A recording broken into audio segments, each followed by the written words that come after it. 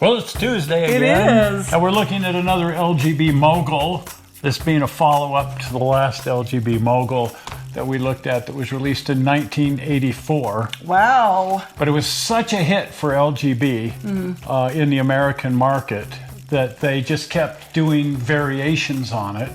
Now, I'd already modernized mine. Now I want to get an 1880 version because I ruined mine by turning it into a 1920 version. Neither here nor there.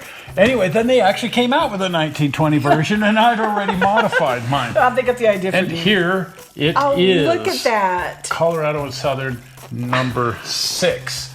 And I'm going to attempt to open this. And here it is, number 6.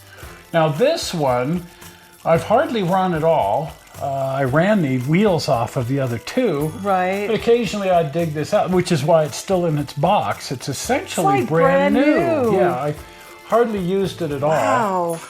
But this gives you an idea of what these things look like when they're straight out of the box.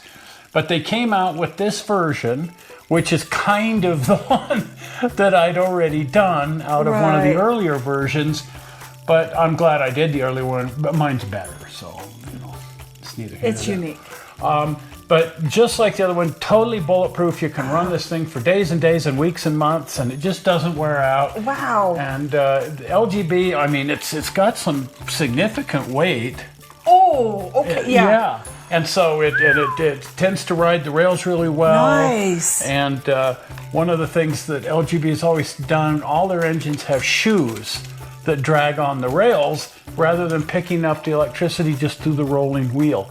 Oh. So even rolling around, driving over snails, which mine have all done, they'll still keep right on going because they're picking up power. They clean the rail and the shoes just by going down the track. Wow, so that's just neat. really neat. It's got a smoker.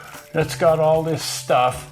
And it's essentially what I already built with the number 5, only here's what it looked like when it was re-released by LGB. It has a flickering firebox back here, which is a neat feature. I love that. And the working headlight and, you know, so on and so forth.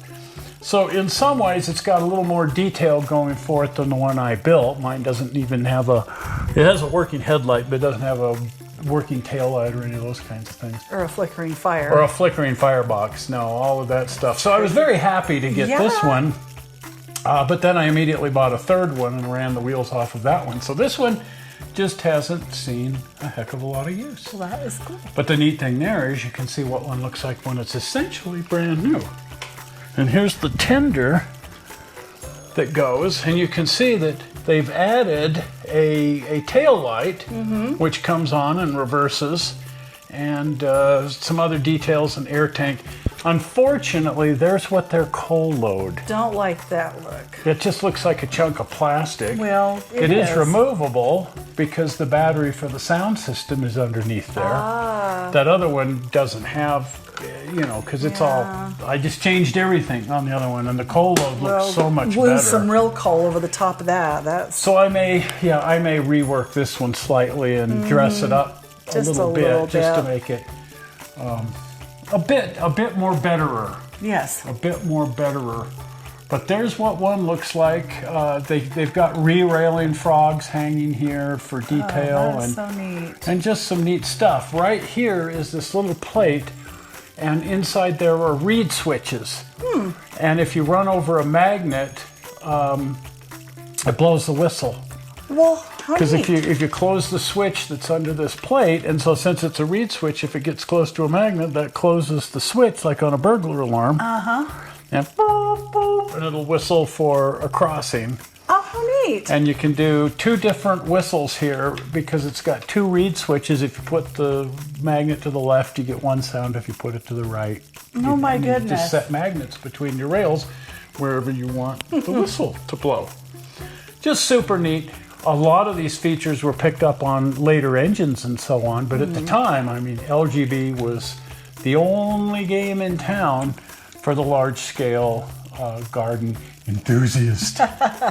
And this was, and this was even more popular than the 1880 Denver, South Park, and Pacific, which is why I modernized mine already. Because this is the one I wanted. That's cool. Anyway, there it is. There it is. So that's the second one of those. Well, if you haven't been over to the channel, do pop over to the channel. And if you're not a subscriber, please subscribe, because it helps us and it helps Google and it helps the universe. It just, it's so wonderful when people subscribe. Positives. Positives, yes, good things. It's like thumbs up and shares and stuff. These are all good things. So, and the easy way to subscribe. Are we ready? We are. There it is, blue button. If you click on that, it'll make you a subscriber. It will. Well, we're not sure how you found this movie on the internet. We hope you didn't find it boring, and we will see you here on Sunday. Yes. As we go driving around a bit. See you then. See ya. Bye. Bye-bye.